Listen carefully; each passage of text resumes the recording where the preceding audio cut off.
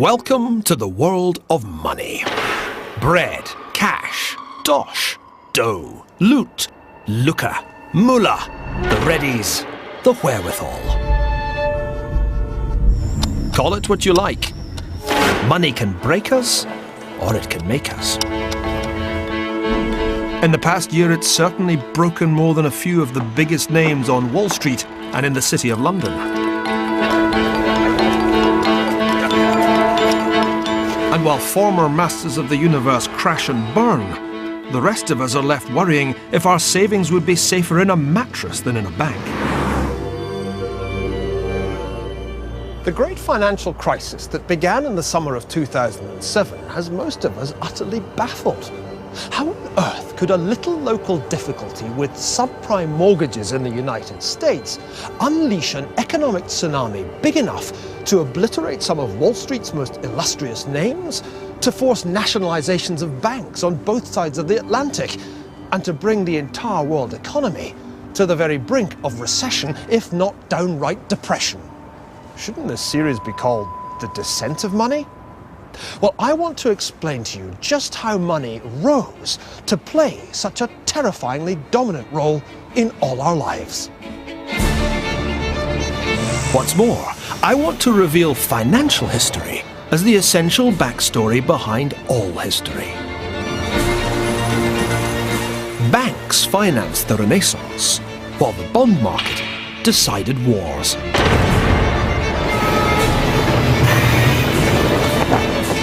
Stock markets built empires, and monetary meltdowns made revolutions.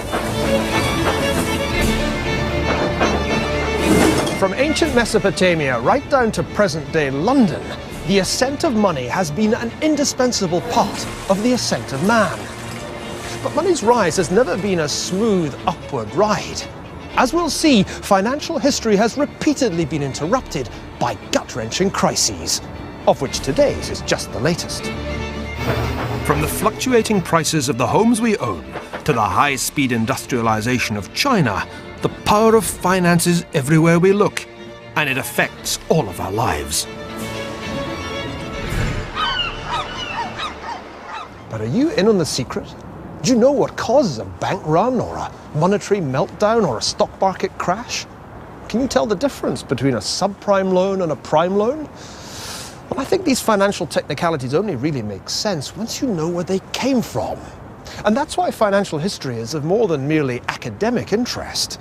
Not knowing this stuff can seriously damage your wealth.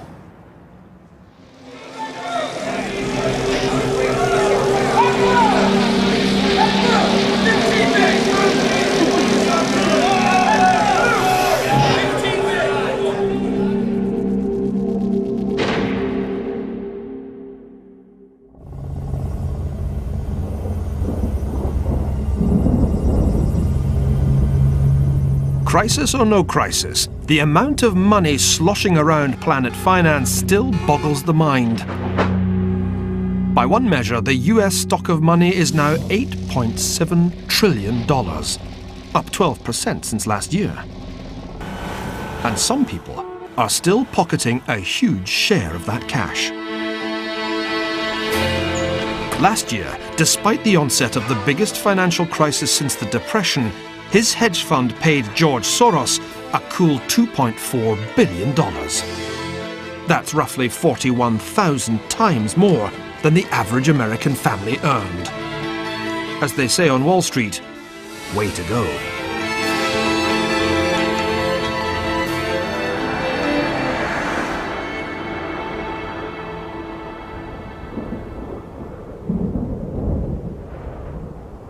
Now, however, imagine a world with no money. 500 years ago, the most powerful society in South America, the Inca Empire, had no real concept of money. The Incas appreciated the aesthetic qualities of rare metals. Gold was the sweat of the sun, silver the tears of the moon. Labor was the unit of value in the Inca Empire, just as it was later supposed to be in a communist society. But in 1532, the Incas ran into a man whose hunger for money had led him across an ocean. Francisco Pizarro and his fellow conquistadores had come from Spain to what they called Upper Peru, inspired by the legend of El Dorado, the realm of the gold-covered king. After defeating the Inca army at the Battle of Cajamarca, their quest began in earnest.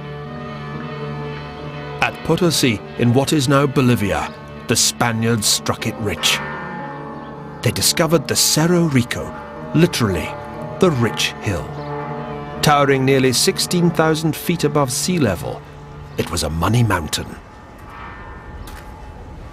In their 250 years of Spanish rule, more than 2 billion ounces of silver were extracted from mines like this one, 14,000 feet up in the Andes. What the Incas couldn't grasp was why the Europeans had such an insatiable lust for gold and silver. They couldn't understand that to Pizarro and the conquistadores, silver was much more than just shiny metal. It could be made into money. A store of value, a unit of account, portable power.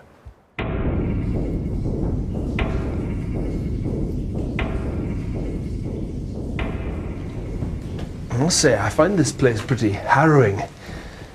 The Spaniards had a system of forced labour, which meant that every able-bodied male in the native population had to do a stint down these mines. And you can see why 1 in 8 of them didn't survive the ordeal.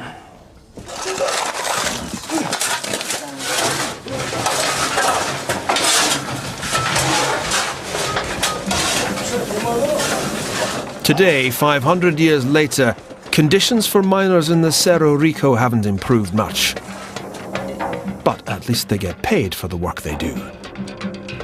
In those days, it was a way of making money that verged on genocide.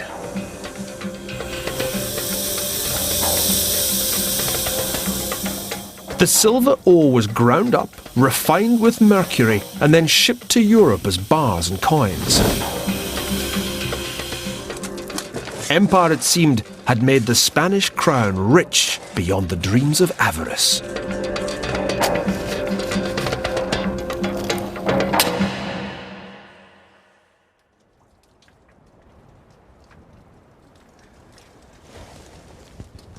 And yet all the silver in the mines of Potosi couldn't halt the inexorable economic and political decline of Spain's empire. Why was that, when Pizarro seemed to have struck it so incredibly rich? The answer is that the Spaniards had dug up so much silver to finance their wars of conquest that the metal itself suffered an extraordinary decline in value. More silver coins didn't make Spain richer. They simply made prices higher as an increased quantity of money chased the same amount of goods. What the Spaniards didn't get was that money is only worth what other people will give in exchange for it.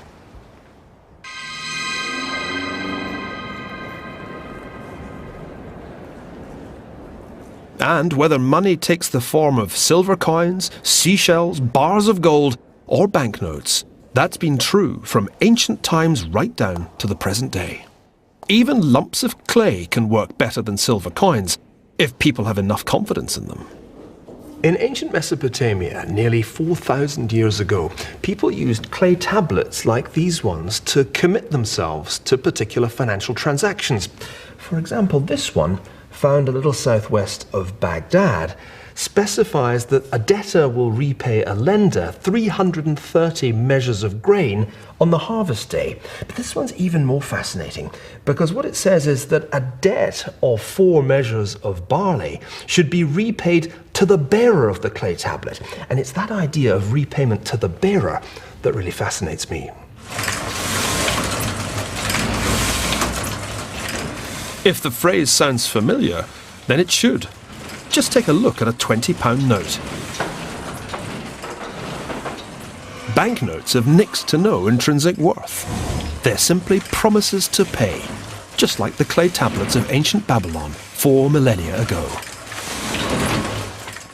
On the back of the $10 bill, it says, "In God we trust." But it's not really God you're trusting in.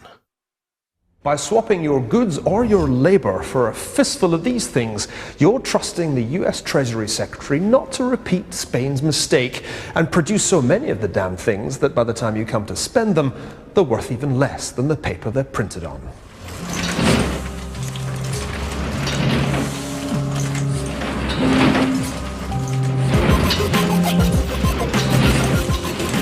Today, we're quite happy with paper money.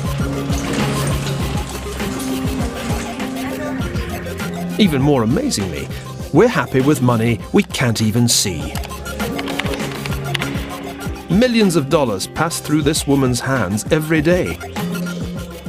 Or rather, across her computer screen. She's a foreign exchange dealer whose business is literally buying and selling money. Each day, around $3 trillion changes hands in transactions like these around the world. And it's all built on trust. It has to be when you can't even touch the stuff. That's what the conquistadores got wrong. They failed to see that money is about trust, even faith. Trust in the person paying you the money, trust in the central bank issuing the money, trust in the commercial bank that honors the check. Money isn't metal, it's trust inscribed, and it doesn't much matter what it's inscribed on. Paper, silver, clay, or a screen, provided the recipient believes in it.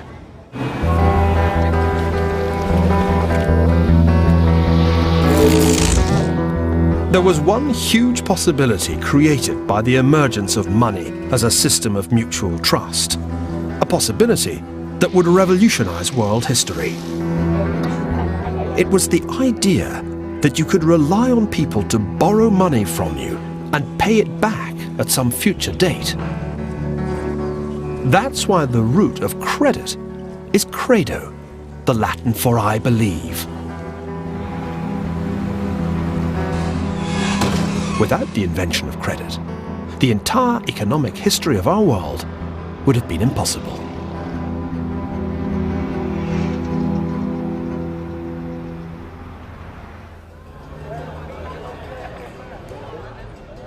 Because we take it for granted, we tend to underestimate the extent to which our entire civilization is based on the borrowing and lending of money. Now, it doesn't literally make the world go round, but it does make vast quantities of people, goods and services go around the world, from Babylon to Bolivia. The puzzle is that the early moneylenders got so little thanks for their services. On the contrary, they were widely reviled as pariahs. Why was that?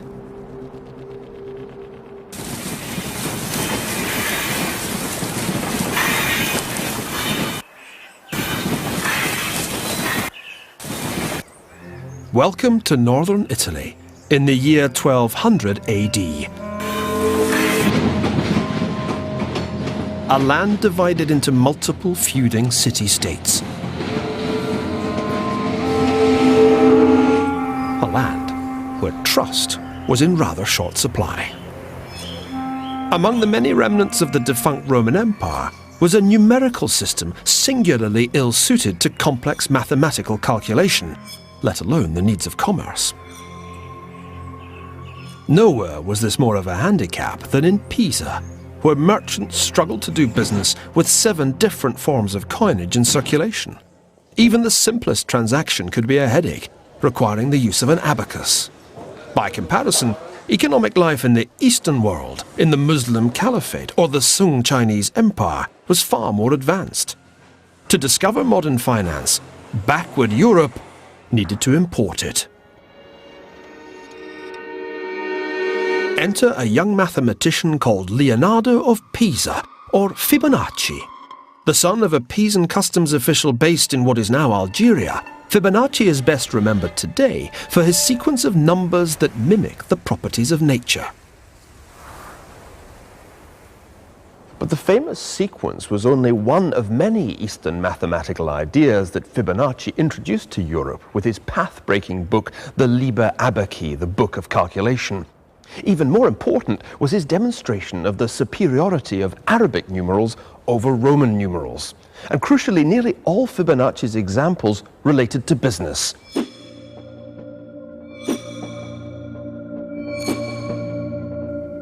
Since Roman times, Europeans had been struggling to do simple arithmetic with these.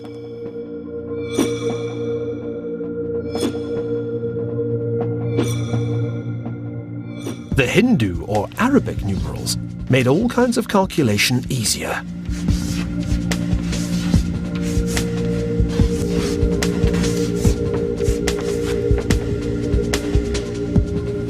In particular, Fibonacci showed how the new methods of calculation could be applied to commercial bookkeeping, to currency conversions, and crucially, to the computation of interest. Just imagine trying to work out percentages in Roman numerals. Fibonacci's Liber Abaci made it child's play. This was to be the application of mathematics to making money.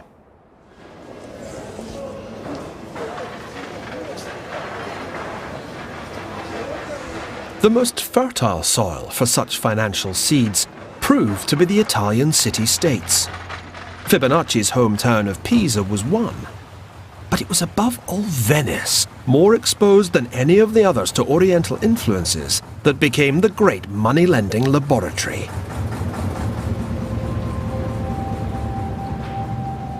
And the home of literature's most notorious moneylender, Shylock, in William Shakespeare's The Merchant of Venice. May you stead me? Will you pleasure me? Shall I know your answer? Crucially, Shylock's only prepared to lend the money if Bassanio's friend, the merchant Antonio, is providing the security. 3,000 ducats for 3 months, and Antonio bound. Your answer to that? Antonio is a good man. By good, Shylock doesn't mean virtuous. He means good for the money he's about to lend Bassanio. In other words, creditworthy. Have you heard any imputation to the contrary? Oh, no. My reason in saying that he is a good man is to have you understand me that he is sufficient. 3,000 ducats. I think I may take his bond. With any loan, things can go wrong, ships can sink. And that is precisely why anyone who lends money to a merchant, if only for the duration of an ocean voyage, needs to be compensated. We usually call the compensation interest, the amount paid to the lender over and above the sum lent, or principal. Overseas trade of the sort that Venice depended on couldn't operate without such transactions, and they remain the foundation of international trade to this day.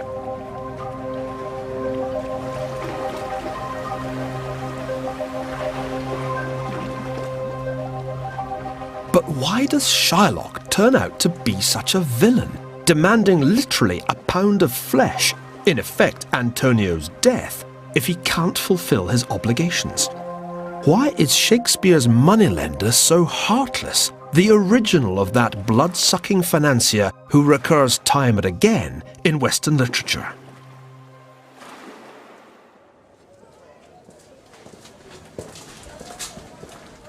One clue is that Shylock is one of the many Jewish moneylenders in history. Jews who stayed in Venice for more than 2 weeks were supposed to wear a yellow O on their backs or a yellow hat, and they were confined to a special area which became known as the Ghetto Nuovo. This is the entrance to the Jewish ghetto in Venice, where Jews were obliged to live and indeed confined at night. Jews were tolerated in Venice, but for a reason. The key was that Jews could provide a service that Christian merchants were forbidden to do. They could charge interest on their loans. Fibonacci might have figured out the mathematics of lending, but it took Shylock to do the deal. This is where the Venetian Jews used to do business. This building here was the old Banco Rosso, And it was outside here that they used to sit, behind their tables, their tavole, on their benches, their banchi, the root of the Italian word for banks. Now, there was a good reason why merchants came here to the Jewish ghetto to borrow money. For Christians, what the Jews were doing, lending money at interest, was a sin.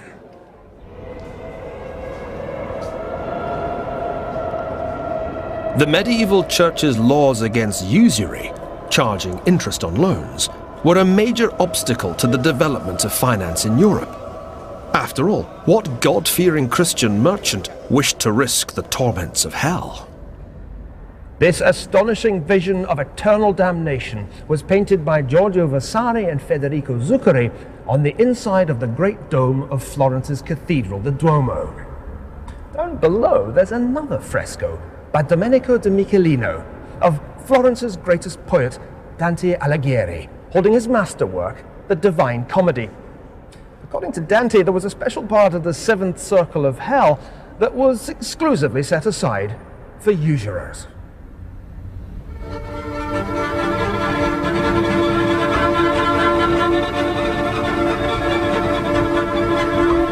There, the moneylenders were eternally tortured with scorching earth and freezing snow, their necks weighed down with bulging purses.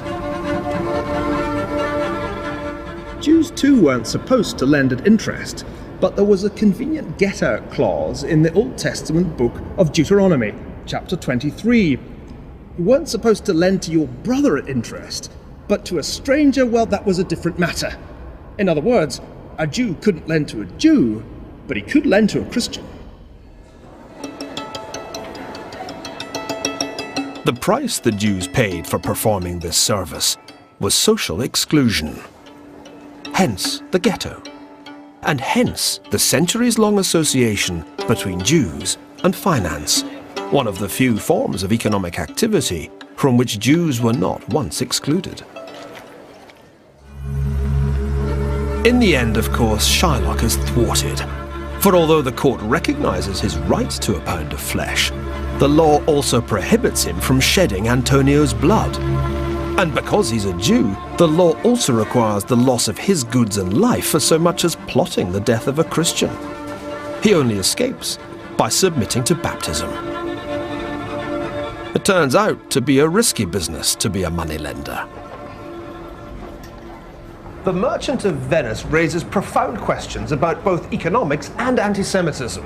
Why don't debtors always default on their debts, especially when the creditors belong to unpopular ethnic minorities? Why don't the Shylocks always lose out?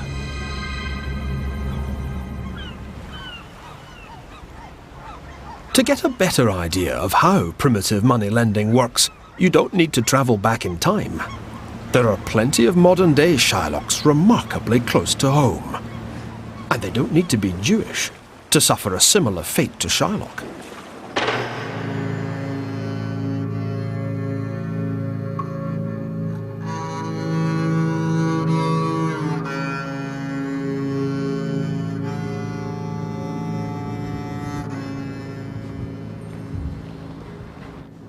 This is Shettleston in the East End of Glasgow. It's actually where my grandmother used to live.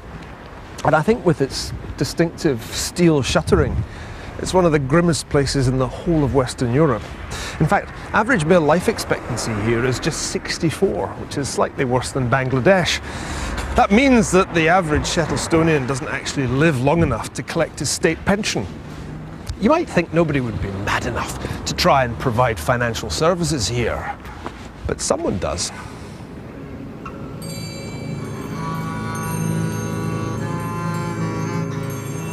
That someone is a loan shark. You give him your benefit card as security and he gives you a loan. On the day your benefit arrives, he gives you back the card and you go to the post office to get your money, repaying him the interest. It's a modern version of Shylock's business model. Usury is alive and well and living in Scotland. These are some pages from the loan book of a Glasgow loan shark, and it's kind of interesting to see how the business model works. You lend out maybe £10 to someone and you expect to be paid back £12.50 at the end of the week. Now that's 25% a week But if you work that out as an annual rate, it comes to 11 million%.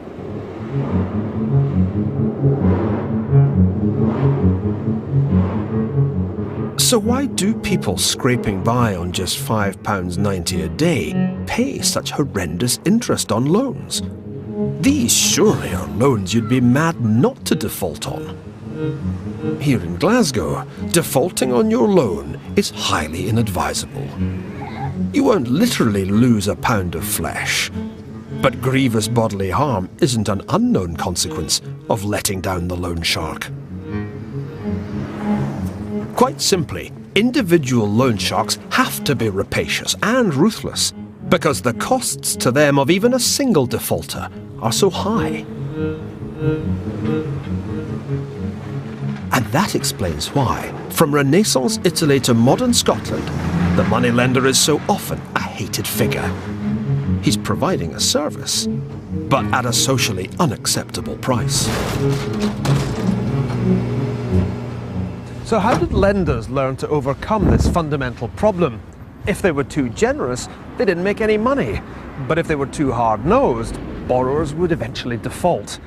The answer was to get bigger and more powerful. It was time to invent banks.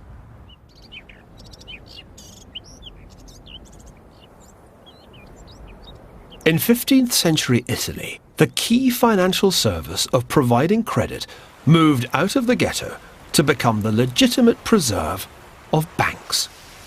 This transition was symbolized by the rise of one family, the Medici. With their ascent, credit came of age. Money lending ceased to be disreputable. It became glorious, and the foundation of a new kind of power. The dazzling legacy of the Medici family's power still surrounds you in Florence today. In the space of 400 years, 2 Medici became queens of France, 3 became pope. Appropriately, it was Machiavelli, the supreme theorist of power, who wrote their history. Perhaps no other family left such an imprint on an age as the Medici left on the Renaissance. You might even say that they paid for the Renaissance, their patronage running the gamut of genius from Michelangelo to Galileo.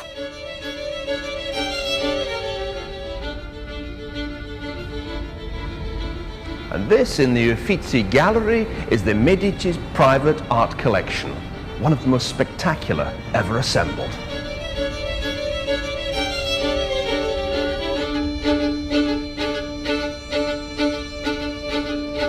What the millions of tourists who flock here generally forget to ask is how the Medici paid for all this.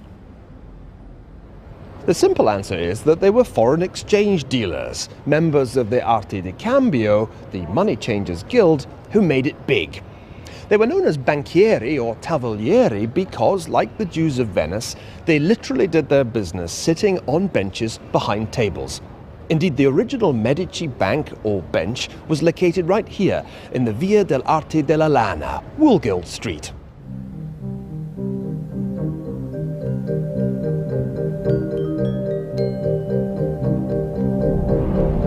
Prior to the 1390s, the Medici were Florence's answer to the Sopranos, a small-time clan notable more for low violence than for high finance. In a 17-year period, no fewer than 5 Medici were sentenced to death by the criminal courts for capital crimes. Then came Giovanni di Bicci de' Medici. It was his aim to make the Medici totally legitimate. Part of the secret of his success was an ingenious bit of creative accounting that got the Medici off the hook of the anti-usury laws.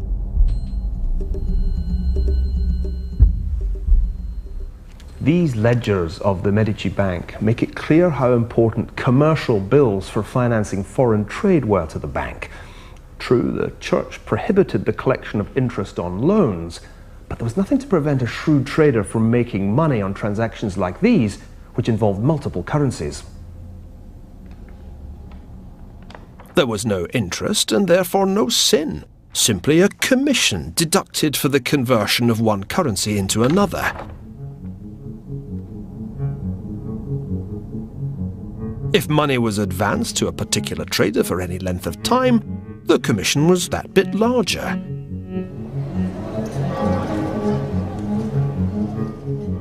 In the same way, depositors who put their money in the Medici Bank were given discrezione to compensate them for risking their money. This was credit, in other words, but with the interest payments discreetly concealed. Now, for the first time, money lending had evolved into banking.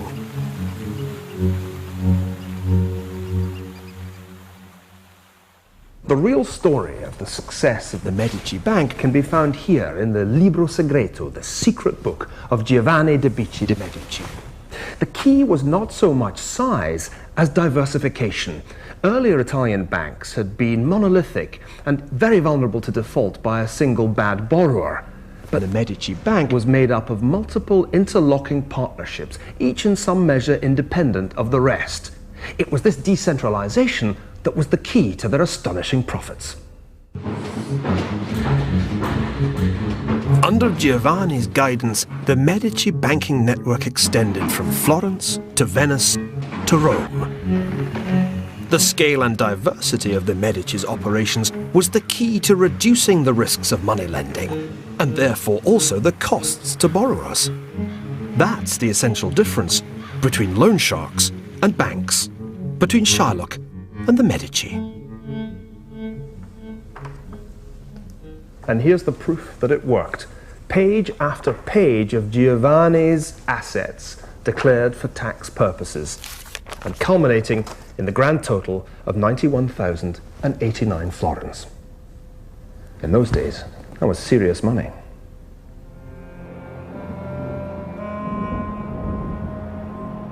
When Giovanni died in 1429, his last words were an exhortation to his heirs to maintain his standards of financial acumen. His funeral was attended by 26 men of the name Medici, all paying homage to the man who had made the business of banking respectable and profitable as it had never been before.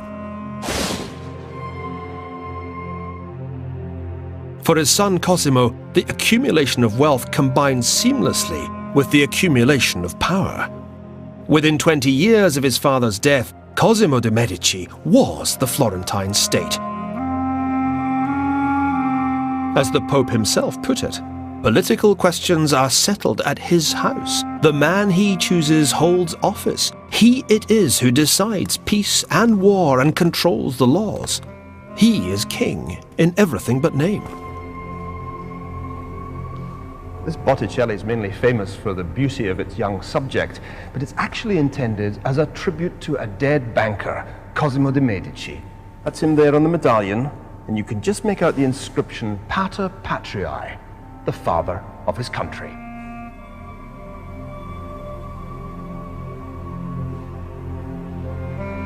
In 150 years, the Medici had transformed themselves from backstreet moneylenders to the most powerful financial force in Europe.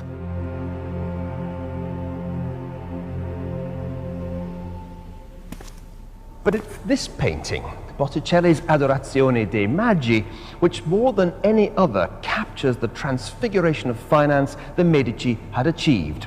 On close inspection, the three wise men are Cosimo de' Medici washing the feet of Christ, and his sons Piero and Giovanni.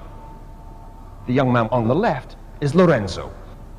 The painting had been commissioned by the head of the Bankers' Guild as a tribute to the family. Perhaps it should really have been called The Adoration of the Medici. Having once been damned, bankers were now close to divinity.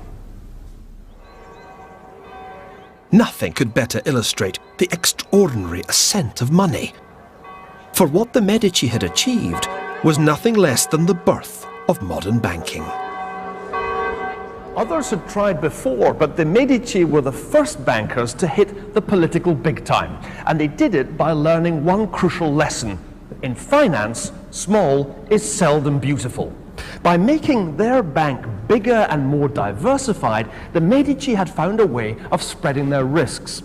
And by focusing on currency trading rather than just lending, they'd reduced their exposure to defaults by borrowers.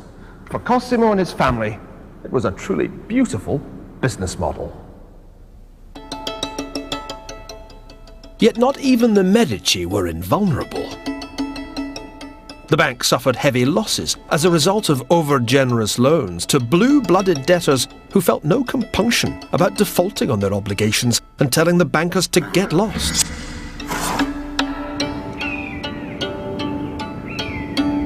Bad debts, money owed by borrowers who go bust, are the perennial problem that any bank confronts.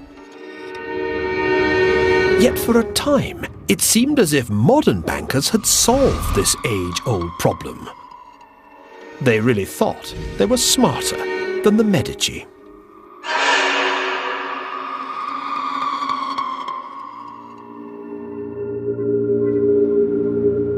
Memphis, Tennessee is a long way from Florence, and the world economy has come a long way since the Renaissance. A crucial part in that transformation has been played by the spread of modern banking from its Italian birthplace to a country where money has increasingly taken the form of easy credit. The United States has been built on borrowed money. But whereas the Medici tended to lend only to the relatively well-off, until the present credit crunch at least, American banks seemed willing to give just about anyone a loan. Memphis is famous for blue suede shoes, barbecued ribs, and bankruptcies. You can tell people here are a little, how shall I say this, a little subprime. You only need to look at the shopping mall for the seriously poor, and the ubiquitous no-frills eatery. Then there's a tax advisor who can tell you how to claim your low-income credits. A shop where you can borrow money on the equity you own in your car, and a place where they'll give you an advance on next week's paycheck. Not to mention a pawn shop the size of a department store. And finally, when you've no possessions left to pawn or to sell, there's just one option left, and that's to head on down to ZLB Plasma, where you can sell your own blood for $25 a pop. Talk about being bled dry. It's amazing, really, an entire economic sector based on people who are broke.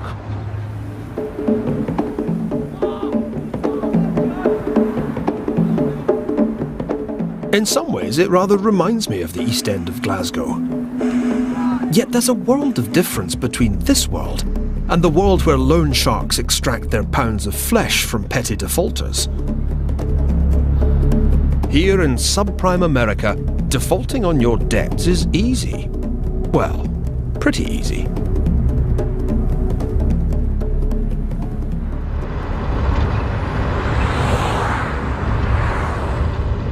This is Richie.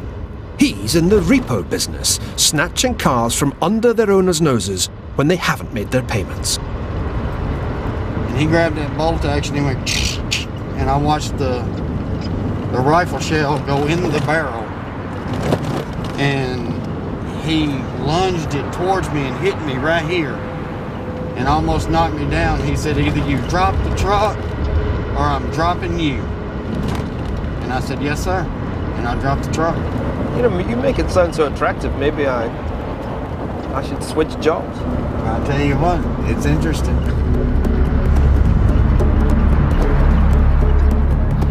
In the bankruptcy capital of America, repossessing cars is a routine matter.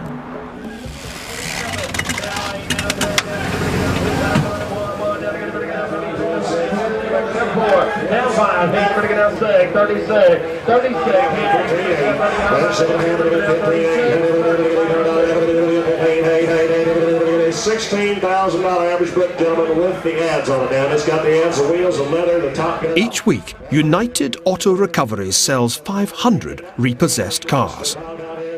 The cars are auctioned off to the trade, ending up in the same car lots to be sold to much the same people, and when they can't keep up with their monthly payments, repoed and recycled once again.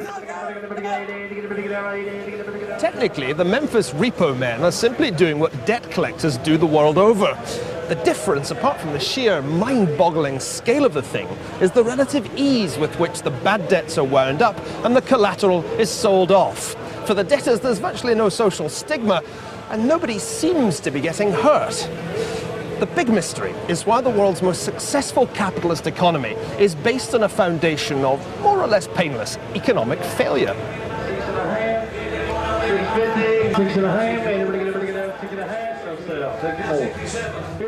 Here in Tennessee, when the house has been stripped bare and the repo man has taken your car, you end up in the hands of one of Memphis's bankruptcy lawyers, along with around 13,000 other people who filed for bankruptcy here in the past year. Because that's what's one thing that's making your payments up so high. Every week, bankrupts gather here with their lawyers to hammer out deals with their creditors. There's even a fast-track lane.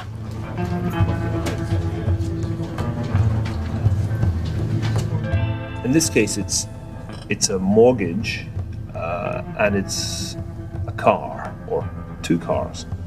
I can't see anything else in there that they're having to pay off. Actually, there are 3 cars. 3 cars. Yeah, third car is the neighborhood title loans has a lien on that car. They are holding the title. So, putting this really simply, what were they supposed to be paying, and what are they now paying? So that payment was reduced from $241.11 down to $107. Okay. Quite an improvement. Cutting your monthly obligations by more than half.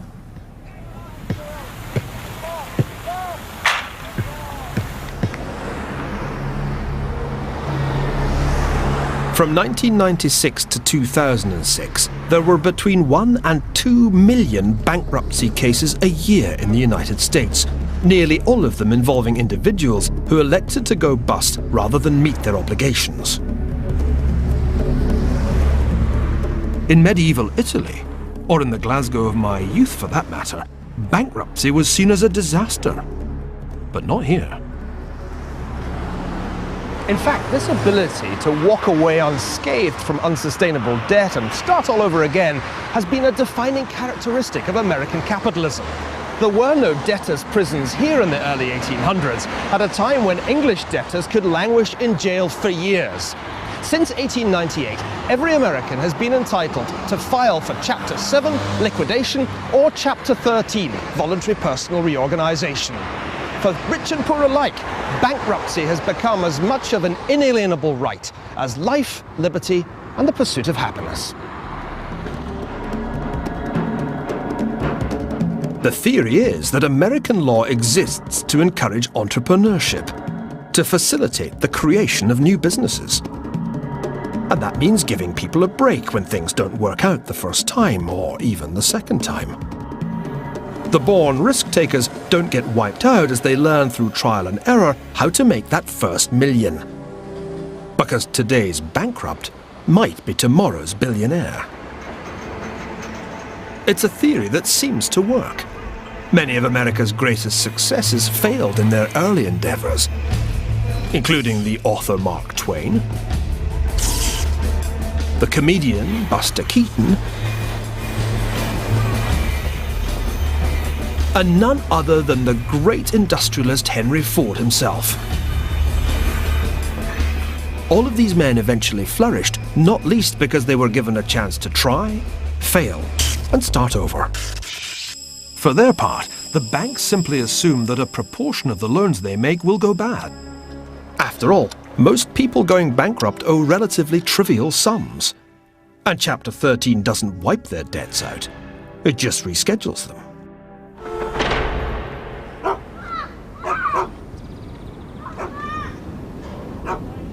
So it's a mistake to think, as Shakespeare's Antonio did, of moneylenders as mere leeches sucking the life's blood out of unfortunate debtors.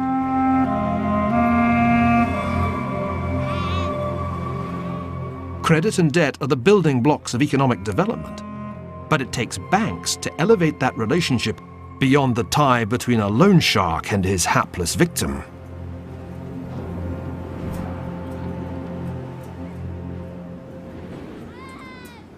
It's only when borrowers like the ones on this Glasgow housing estate have access to efficient credit markets that they can escape the clutches of the Shylocks and the loan sharks. It's only when savers can put their money in dependable banks that it can be channeled from the idle to the industrious. But wait, I hear you ask. If banks are the answer, how could so many have collapsed so spectacularly in the past year, throwing the financial world into turmoil? To understand why bad debts in places like Memphis could cause such chaos, you need to understand how the relationship between banks and borrowers broke down as loans came to be securitized and sold on to unwary investors.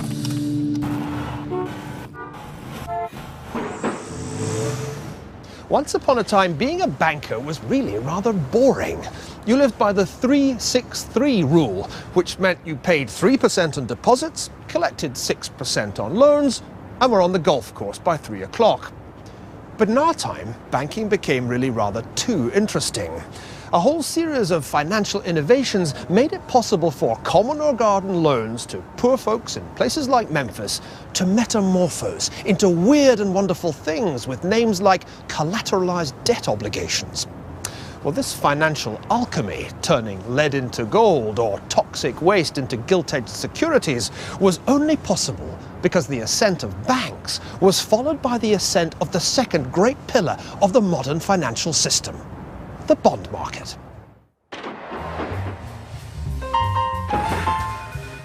And for an explanation of how that came about, we'll turn to Mr. Bond himself.